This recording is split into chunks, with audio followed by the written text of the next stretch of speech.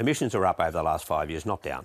Well, actually, the latest greenhouse gas report that came out last week says that emissions are down by over 1% in the electricity sector, which is in my area. They're up by 1% over a year. No, you're wrong, Barry. And a report came out last week saying they are coming down. And this is the Energy Department report. No, this is the greenhouse gas inventory report. Yes. They are coming down, and the department rightly believes they're going to continue to go down. And the result of this is we will reach not just our Kyoto targets, and we're still in the Kyoto period, we will reach our Paris targets. Are you talking about total emissions across the economy? Total emissions are coming down They're up by 0.9% over the year. In the last quarter, they've come down 1.5%. Not a quarter. Over the year, they're up by 0.9%, and they have increased every year for the last 5 years. Well, they are coming down right now, Barry. And if we go right back, when we got into government... That's not what the figures say. Well, I'm telling you what the figures were from the report that came out last week, and you should have a read of that report, because 1.4% down, 3.5% down in the electricity You're relying sector. on one quarter, where for the last 5 years the figures have shown an increase.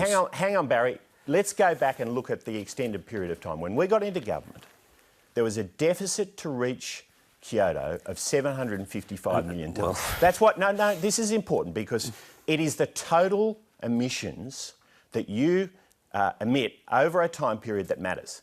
That's what matters. Yes. Not a single point in time. That's what matters. 755 million tonnes. Now, we've turned that around to a positive, a carryover of 367 million tonnes. So that's a 1.1 billion tonne turnover. Fran, for me, the real problem was we can't even agree on something as fundamental as, are emissions up or down? No, and emissions are up, as you say. The report's quite clear, up over the year.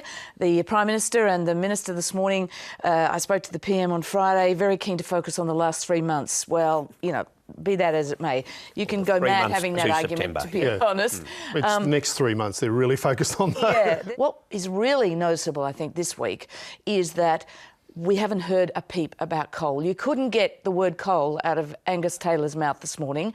And in the past, that's been two things noticeable. He's clearly, I think, been given the message, do not mention underwriting coal. That is not our mention between now and the election. Do not mention it. And yet, I think, well, Senator Canavan said they're looking at as many as 10 projects. He did, but let's see if he says that again. The whole argument, if you've got Snowy 2.0, which is a giant battery in a sense, firming up the renewable energy in the marketplace, why would you need coal? So I think if they win government, the only coal that'll get done, I think, will be very local coal projects firming up a particular industry. But I don't think we're going to hear a word out of coal.